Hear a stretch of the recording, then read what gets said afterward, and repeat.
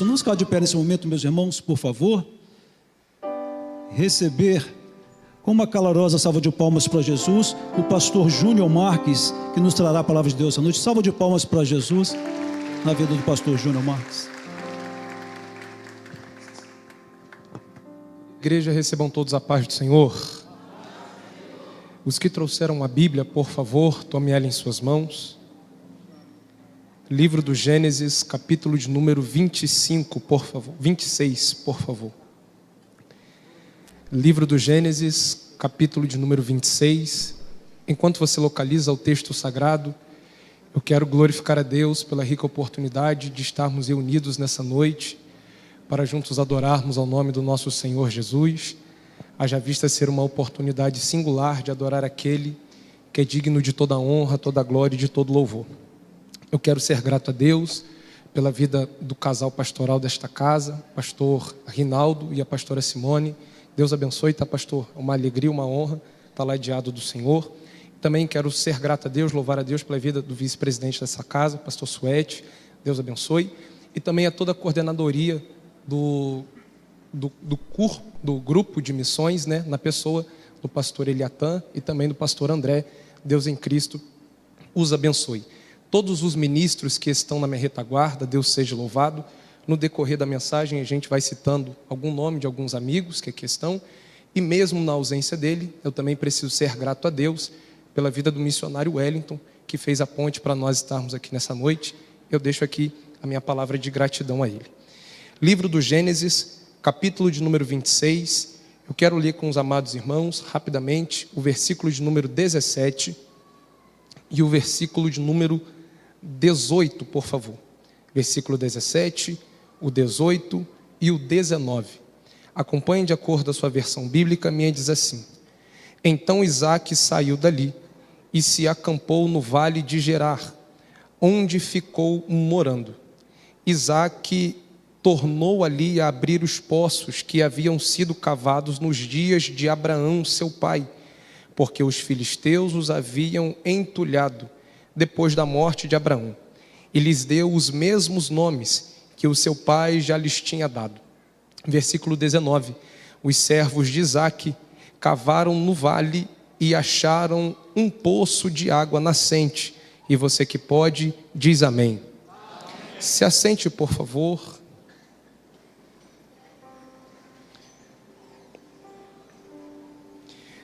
Meus irmãos, nós estamos diante de uma história que todos nós conhecemos. Quando nós abrimos a Bíblia no livro do Gênesis, no capítulo de número 26, nós vamos encontrar uma das histórias mais famosas da Bíblia Sagrada. O versículo de número 1 revela uma problemática que vai vir sobre a terra, e essa problemática é uma problemática de fome. Quando nós decorremos pela Bíblia, nós vamos encontrar 3 grandes fomes que sobreveio à terra. A primeira grande fome foi no tempo de Abraão, que está relatado no livro do Gênesis, capítulo de número 12. A segunda grande fome é no tempo de Isaque, cuja qual nós estamos inseridos. E a terceira grande fome é no tempo de Elimeleque e Noemi, que está relatado no livro de Ruth, capítulo 1. Quando nós nos vemos nesse cenário de fome, Isaque decide tomar uma decisão. E a decisão é ir para a terra onde haveria abundância de pão e alimentos para ele e para a sua família. A decisão de Isaque é descer ao Egito, é ir ao Egito. Porém, o Deus Todo-Poderoso aparece neste interim e intervém dizendo para Isaque não descer ao Egito. Júnior, por quê? Porque Deus iria recalcular e iria direcionar o melhor e a providência para Isaque. Quando eu vejo Deus aparecendo e não deixando Isaque descer ao Egito, Deus ministra algo no meu coração, e se valer um glória a Deus, dê. O lugar mais seguro para se estar é no centro da vontade de Deus. O lugar mais seguro para que a sua igreja possa estar é no centro da vontade de Deus. E a vontade de Deus é: não desças ao Egito, mas habita na terra de Gerar. Se a incredulidade fosse uma pessoa, ela olharia para Isaque e diria: como você vai sair dessa situação?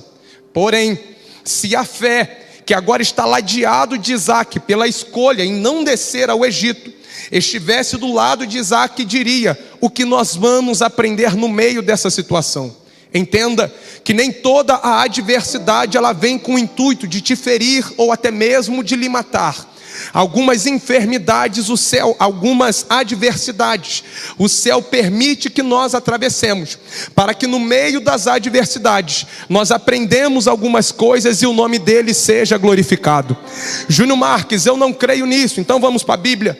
Primeiro livro do profeta Samuel, capítulo de número 17. A Bíblia nos revela que tem um gigante afrontando todo o exército do Deus Todo-Poderoso, e ninguém é homem o suficiente para se levantar com ele e guerrear. Até que um baixinho, um pequeno notável, está descendo no vale de Elá. E do outro lado está subindo o Golias, afrontando a Israel. Quando Golias afronta, Davi escuta a afronta. E na proporção que Davi escuta a afronta, diz a Bíblia que ele pergunta: quem é este incircunciso para afrontar o exército do Deus Todo-Poderoso? A palavra incircunciso significa sem aliança. O que Davi estava dizendo é: o que este camarada sem aliança está afrontando o exército do Deus que tem aliança com o Todo-Poderoso. Alguém vai olhar para Davi e vai dizer: conhecemos a tua presunção. Mas a pergunta que Davi faz é: o que se ganha se derrotar este Golias? Alguém olha e diz: olha, vai ser o cara da nação, vai ter isenção de imposto e detalhe, ainda vai casar com a filha do rei. Então Davi olha para o cenário e fala: isso daí nunca foi gigante. Isso daí é a oportunidade que eu estava esperando para a minha vida ser transformada. O que Deus está dizendo para nós na noite deste domingo é: entenda que algumas adversidades vêm para que no meio dela a sua vida seja transformada para o nome de Jesus ser glorificado. Louvado seja o nome de Jesus. A Bíblia diz agora que Deus vai falar com Isaque e vai dizer: Isaque, habita na terra de Gerar. A expressão habitar no hebraico significa morar temporariamente. Então Gerar não era o endereço final. Gerar apenas era um escape para Isaque. E dentro deste ambiente de escape, diz a Bíblia que Deus vai fazer 3 promessas para Isaque. A primeira promessa é: eu serei contigo, que fala da presença de Deus. A segunda promessa é: eu te abençoarei, que fala de providência. A terceira promessa é: eu te multiplicarei. Então perceba, a terra não era uma terra natal de Isaque, mas mesmo no ambiente de escape, Deus está dizendo: eu serei contigo, eu te abençoarei e eu te multiplicarei. O que Deus está dizendo neste culto de missões para a sua igreja é: a terra pode não ser sua, o ambiente pode não ser conhecido seu, mas o Deus que te plantou naquele ambiente está dizendo: eu serei contigo, eu te abençoarei e eu te multiplicarei. Pastor Rômulo, meu amigo, se eu pudesse desossar alguma dessas promessas aqui nesta noite, eu desossaria a última: eu te multiplicarei. Fala da descendência. Se nós formos traçar um paralelo entre o pai Abraão e o filho Isaque, quando Deus vai falar com Abraão em Gênesis capítulo 13, versículo de número 16, Deus olha para Abraão e diz assim: Abraão, a tua descendência será como o pó da terra. Mas quando Deus vai falar com Isaque, Deus diz assim: a tua descendência será como as estrelas do céu. Júnior Marques, qual é a diferença? Em uma pesquisa rápida, pastor David, eu vi que existem mais estrelas do céu do que grãos de areia na terra. O que Deus estava dizendo para Isaque é: Isaque, quem vai cuidar da tua descendência não é a terra. Aleluia. Quem vai cuidar da tua descendência ainda é o céu. O que Deus está dizendo, você pode levantar uma de suas mãos para receber essa palavra. Quem vai cuidar da tua descendência não é a terra. Quem vai cuidar da tua descendência é o Deus que está sentado no alto e sublime trono. E a palavra que sai deste altar na noite deste domingo é: descendência que o céu cuida. Satanás não coloca o dedo podre dele, Satanás não coloca a mão imunda dele. A tua casa, a tua descendência está protegida.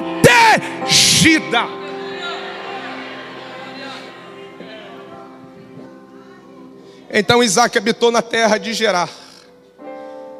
Ele habita, diz a Bíblia, que ele vai semear, ele vai prosperar na terra. E só para a gente ganhar tempo aqui e devolver o microfone a quem de direito. Ele prospera naquela terra, diz a Bíblia que ele semeou e colheu 100 vezes mais. Redobre a sua atenção, por favor. E depois que ele colhe 100 vezes mais, está assim na Bíblia, e tinham inveja dele. Enquanto ele não colhe 100 vezes mais, ninguém tem inveja dele. Bastou ele, pastor, escolher 100 vezes mais e tinham inveja dele. Júnior, por quê? Entramos naquela máxima: o povo quer te ver bem, porém não quer te ver melhor. Meu amigo Eliseu, o povo quer nos ver bem, mas ele não quer nos ver melhor. Pastor Natanael, o povo quer ver a gente avançar, mas não quer ver a gente avançar mais do que eles. Então Isaac é convidado a se retirar da terra.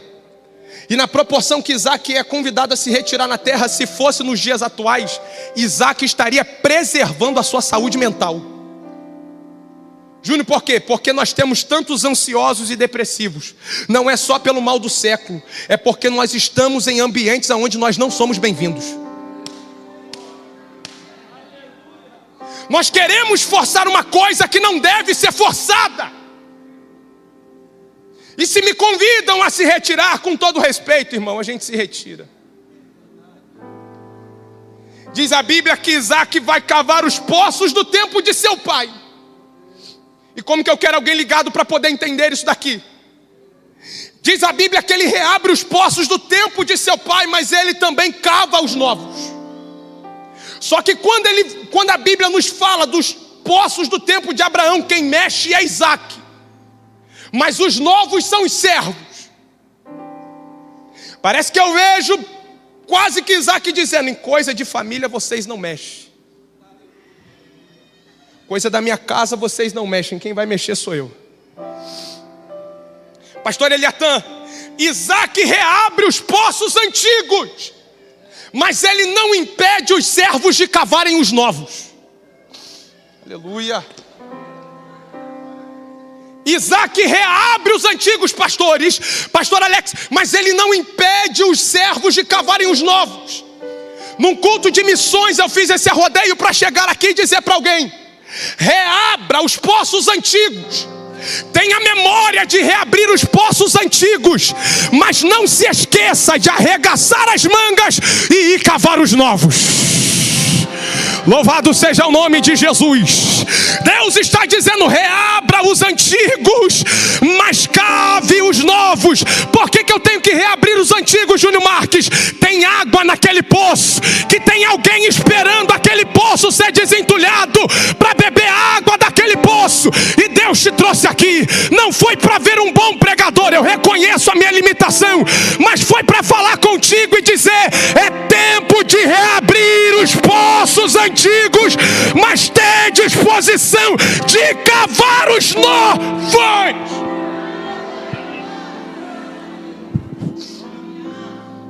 Quando eu vejo os poços antigos que fala do tempo de Abraão, mas os poços novos do tempo de Isaac, Deus me faz lembrar aqui, pastores, que aqui estão na minha retaguarda, de Êxodo capítulo 18. O que está em Êxodo capítulo 18, pregador? Está tendo uma guerra. Os amalequitas vêm para pegar Israel. Moisés olha para Josué e fala assim: Josué, pois não, meu líder, tira a espada da bainha. Por que, Moisés? Está vindo um povo aí para guerrear contra a gente, mas eles estão achando que aqui dentro não tem guerreiro. Mostra para eles, Josué, que aqui dentro também tem guerreiro. Penso eu que Josué vai olhar para Moisés e vai dizer assim: ô Moisés, e você não vai guerrear não? Moisés diz: vou guerrear sim, senhor, Josué. Vai guerrear como? Eu vou subir o alto daquele monte. Eu vou subir o alto daquele monte. Vou levantar as minhas mãos E enquanto você manuseia a espada aqui embaixo, eu estou lá de cima intercedendo por você. Louvado seja o nome de Jesus. Enquanto você guerreia daqui de baixo, eu estou com as mãos estendidas para vocês de lá de cima. Aqui está o segredo da obra missionária. Aqui está o segredo da igreja. Como que eu quero alguém ligado para pegar isso e dar um glória? Moisés está dizendo: Josué, eu não tenho mais força para pegar na espada, mas eu tenho intimidade com aquele que está sentado no alto e sublime trono. E se eu não posso pegar na espada para guerrear, eu intercedo por você que está no campo de batalha. Eu intercedo por você que está no campo de batalha. O recado de Deus que sai para esta igreja é: se tu não pode pegar na espada, interceda por quem está com a espada na mão no campo de guerra. Você pode levantar a sua mão para adorar a Jesus. Você pode levantar a sua mão para adorar a Jesus.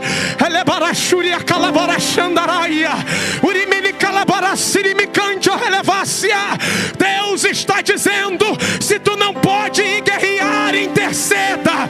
Mas se tu tem força o suficiente para ir guerrear, Deus está chamando a sua igreja para pegar na espada e dizer: nós vamos guerrear. Só quem vai guerrear, só quem vai guerrear, só quem vai guerrear, só quem vai guerrear.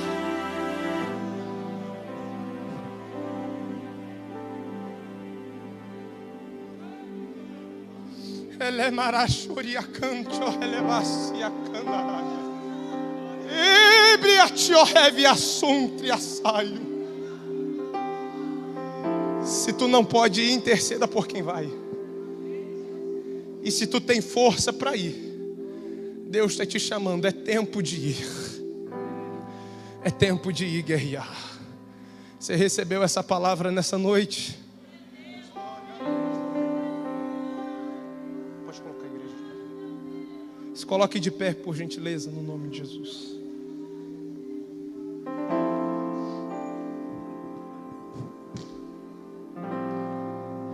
Que Deus abençoe a tua vida.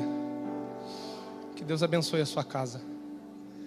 Eu devolvo o microfone, mas antes de devolver, debaixo da bênção da liderança, eu preciso perguntar: existe alguém no nosso meio afastado dos caminhos do Senhor?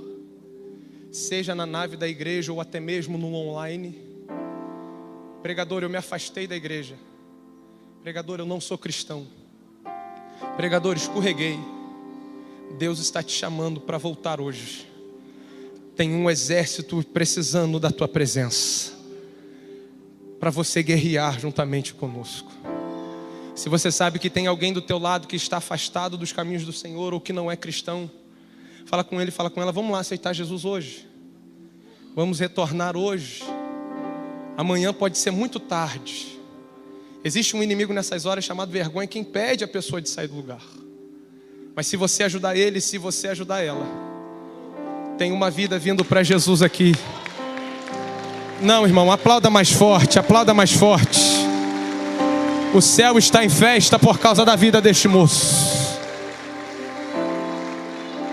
Se você está nos assistindo, independente de onde você esteja, escreva aí: eu aceito a Jesus, se você desejar assim o fazer. Existe mais alguém que deseja aceitar a Cristo como o único e suficiente Salvador da sua alma? Existe mais alguém? Não? Eu devolvo o microfone a quem de direito para que possa orar por essa vida, e você aplauda o nome de Jesus. Estenda as mãos para cá, irmãos, no nome de Jesus. Deus, nós oramos pela vida deste jovem, Senhor, que hoje tomou a melhor das decisões, que é aceitar o Senhor como o único e suficiente Salvador da sua alma. Deus querido, liberta, transforma, faça a tua obra. Ó Deus querido, que ele seja um grande homem de Deus no seu reino. E ó Pai querido, que ele faça parte deste exército, nos ajudando a guerrear, saquear o inferno e povoar o reino dos céus. Pai, escreve o nome dele no livro da vida para que não se apague mais. E enquanto os teus filhos estão abraçados a ele, impondo as mãos sobre ele, que tudo aquilo que o prendia nesta hora possa ser quebrado. Nesta hora possa ser desfeito, e nós profetizamos libertação. Pai querido, cega os olhos dele às coisas do mundo e abra a visão do teu filho, ó Deus, às coisas do teu reino. Coloque amigos ao lado dele que vai ajudá-lo na caminhada, para que jamais ele se desvie. E ó Deus querido, que ele, não só ele, mas toda a casa, toda a família, toda a parentela possa ser alcançada pelo poder do Evangelho. É o que nós lhe pedimos, crendo, certos da vitória, em o nome de Jesus. E a igreja que é soberana diga amém e aplauda o nome do Senhor, por favor.